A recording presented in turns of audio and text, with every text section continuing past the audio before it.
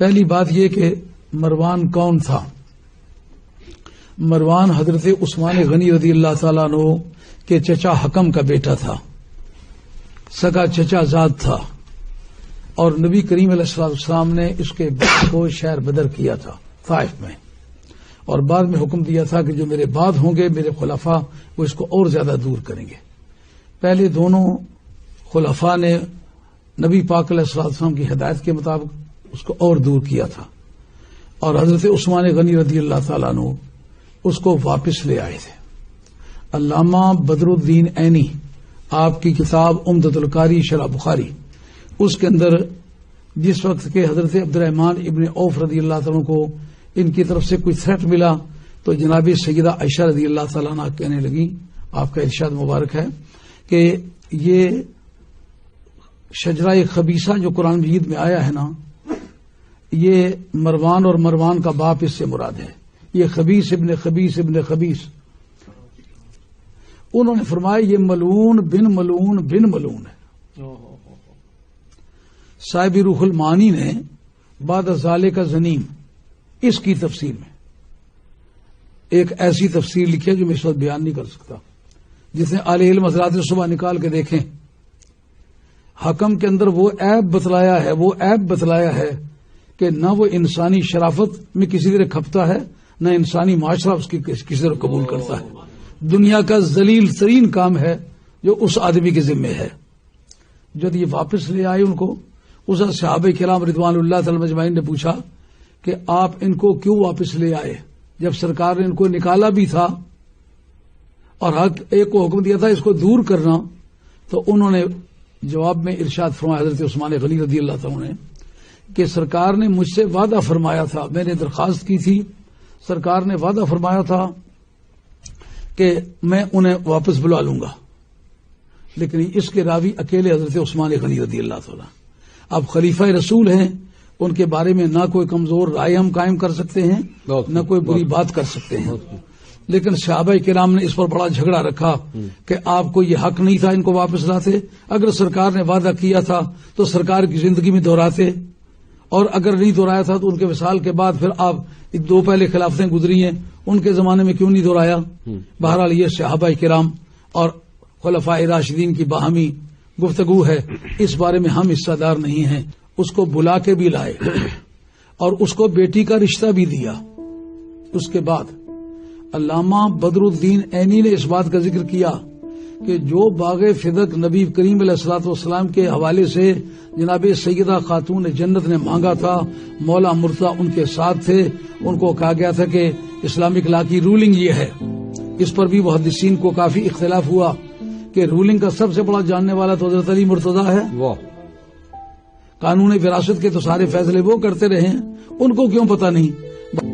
حضرت عثمان غنی رضی اللہ تعالیٰ عنہ نے جب اس کو بلا کے اپنی بیٹی دی تو اس کو وہ باغ فدق بھی دیا، جو نبی کی بیٹی کو نہیں دیا جا سکا تھا وہ اس کو دیا گیا، اور افریقہ کی 4 لاکھ درہم سالانہ آمدنی جو تھی وہ بھی بغیر کسی وجہ کے اس کو دی۔ یہ 2 چیزیں اس نے عالم اسلام کی سمگل کی ہیں پہلے، یعنی ایک باغ فدق جو نبی پاک علیہ السلام کی بیٹی کو نہیں دیا گیا، اس کو دیا گیا، وہ اس کے جبر سے لیا گیا، وہ کرنا کوئی ذریعہ نہیں تھا اس کا۔ 4 لاکھ سالانہ درہم کی آمدنی جو ہے افریقہ کی وہ اس کو دی گئی، جس کا کوئی جواز نہیں تھا۔ مختصر یہ کہ مروان کے اس ستم ظریفیوں کے نتیجے میں جو مصر تھا وہ تہو بالا ہو رہا تھا۔ بالآخر وہ لوگ اکٹھے ہو کر کے آئے کہ آپ اس وقت اپنا گورنر واپس کر کے کوئی ایسا آدمی دیں جو اس خاندان سے تعلق نہ رکھتا ہو۔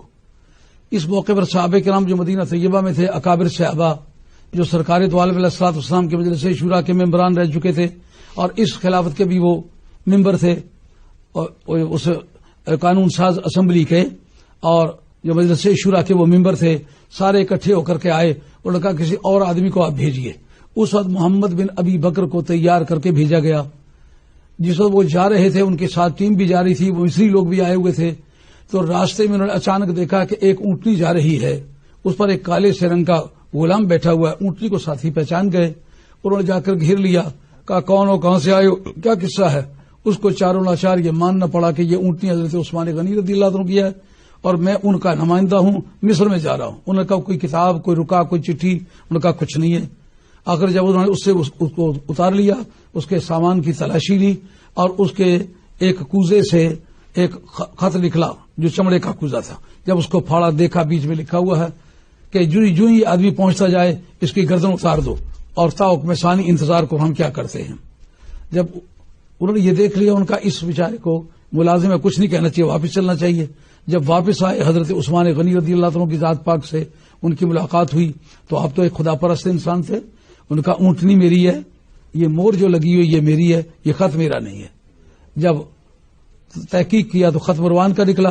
اب وہ کہنے لگے مروان کو ہمارے حوالے کریں، اتنے میں مروان بھاگ گیا۔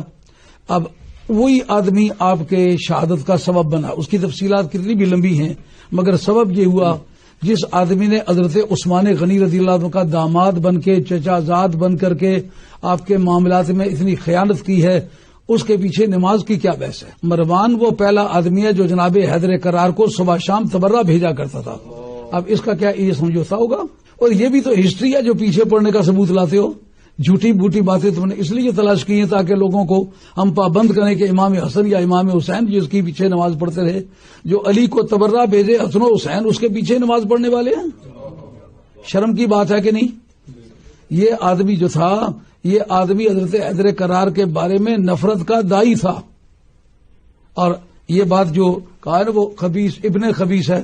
یہ مستدرک کے اندر یہ حدیث موجود ہے جو حضرت سیدہ عائشہ رضی اللہ عنہا کہتی ہیں کہ اس کے بارے میں اس وقت جس وقت یہ یزید کو خلیفہ بنایا جانے لگا تو امیدوار تھے حضرت عبد الرحمن ابن ابی بکر، تو ان کو ان کی یہ پریشانی پیش آئی، آمنے سامنے آئے۔ انہوں نے کہا کہ تم نے یزید کو خلیفہ بنایا، یہ ایسا بدترین آدمی ہے جس کا کوئی زندگی کا ایک کام بچپنے سے لے کر اس وقت تک مسلمان والا نہیں ہے۔ انہوں نے کہا تم نہیں ہو جن کے بارے میں قرآن مجید کی آیت مذمت کے طور پر آئی ہے اف لکما، تو تم اپنے والدین کی نافرمانی کرتے ہو، بے ادبی کرتے ہو۔